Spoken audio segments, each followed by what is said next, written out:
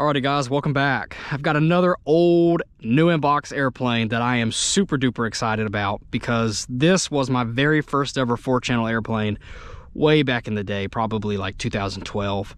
It was my third airplane ever. It went from Mini Super Cub, Super Cub DSM, and then T-28. It was my first ever 4-channel airplane. It was my first ultra micro airplane, and I fell in love with the ultra micros when I bought this thing. And I told myself if I could ever find one new in box that I would get it. And today I finally have one. The box is destroyed, but that's just the way it was shipped. But the airplane is never flown, brand new. I am super excited. I have got it all bound up to my IX-14. You can even see I've got a little picture of it. So back in the day, this was such a fun airplane to fly. I've got a brand new, never flown, well, at least these were never flown airplanes until I bought them, but I've got the Corsair version of this. The T-28 in my opinion is better.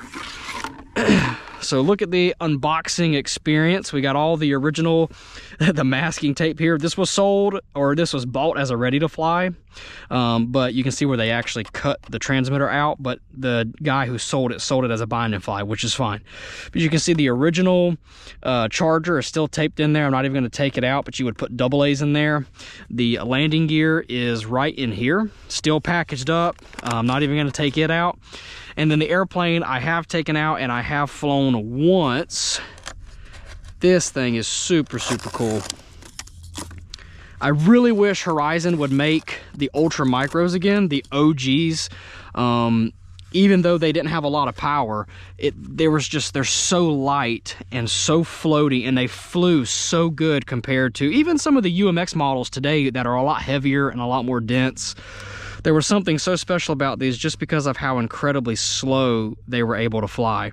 But you can see we have a brand new one here. I have flown this one time, just in phenomenal shape. I always belly landed my original one. These little airplanes fly so much better without gear. And so I am gonna risk a few scuffs because I would much rather belly land and fly these warbirds with no gear down. But you can see it's just in immaculate condition. Really cool to have something like this. I absolutely love these airplanes. So let's go ahead and throw the very powerful 1S battery wherever I put that at. See if I have it in my pocket somewhere. Yep, super powerful 1S 150s. And back in the day, there were no battery hatches. This just stuck right on the bottom. You could see it, you know, very similar to the Sport Cub that HobbyZone still sells.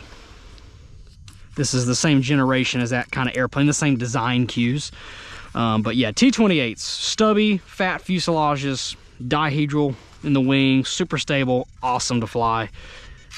Not the most power, but really cool. So it is a little windy today, and for an airplane like this, even 1 mile an hour of wind, you're gonna see it. But I think it's probably calm enough to fly, so. Oh yeah, lots of horsepower. All right, let's go ahead and throw it off. So you can see it's jumping around a little bit just because of the wind. But if you have never flown one of these original UMs, they don't fly anything like the UMXs that you may be used to.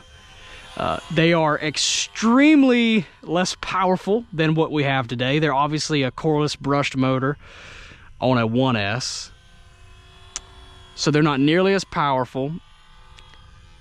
And they are extremely basic and extremely lightweight. They are EPS construction with a laminated wing type, and both the main wing and the horizontal stab are both, and the rudder for that matter, are all the laminated type of foam.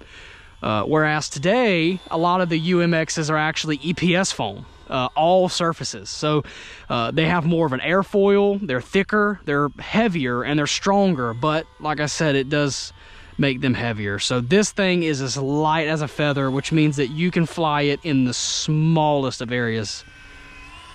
For a warbird, you can see just how incredibly slow this thing flies around. Flies around just like an ultralight. You know, you wouldn't think a T-28 or a Corsair or the Mustang like that would fly this slow. We'll give you a full power. That's all you're gonna get.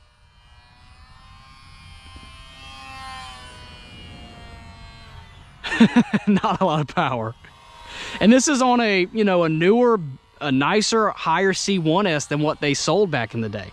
So even back in the day, you weren't getting this much power. So let's do a vertical. Let's do... That's it. That's all you're gonna get. The T-28 does actually have a pretty good roll rate. Not too bad. Ugh. Yeah, not too bad, I guess. It could be better. But T-28s are so easy to fly, and they're one of my favorite warbird airplanes to fly. Time remaining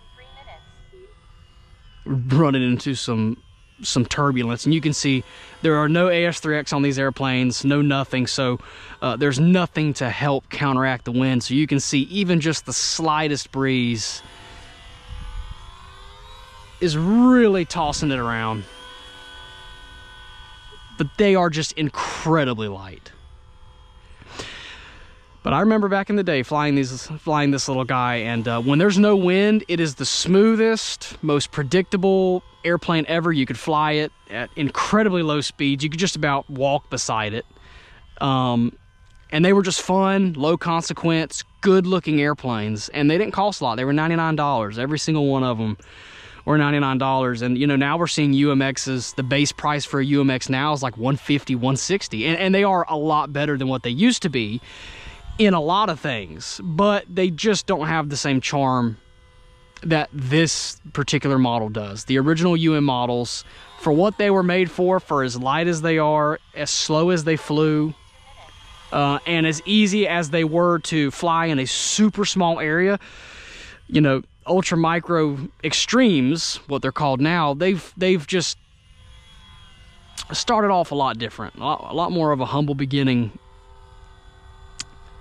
But I really, really, really like these. I cannot wait for them to come out with a UMX T-28, UMX Focke-Wulf, UMX Corsair, any kind of UMX airplane that would be, you know, something that we had in the UM line would be awesome. Super fun, super sporty.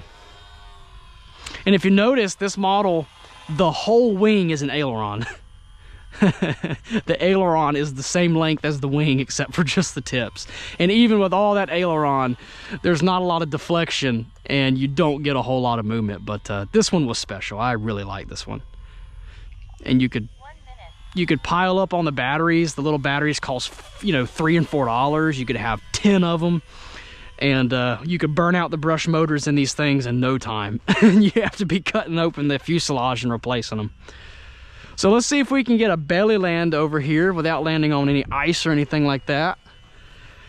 I have a brand new in-box S-Bach AS3X that I was getting ready to fly and do a video on until my little 2S that I've had for years apparently went bad and I didn't trust it. But I've also got a brand new S-Bach AS3X, which is really cool.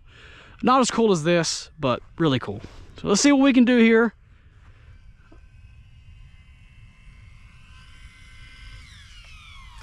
I think that's about as good as anybody could ask for. Got to cut off the throttle because obviously you don't want the motor to be turning. Doesn't look like there's any damage whatsoever, and that's the great thing. These things are so incredibly light that they can barely harm themselves unless you really hit something fast. But what an awesome model. By far one of my favorite ultra micro airplanes ever, and super excited to have one of these. So if you guys had one of these or had any kind of UM model back in the day, I'd love to hear about it. If you have any questions, please let me know, and appreciate you watching.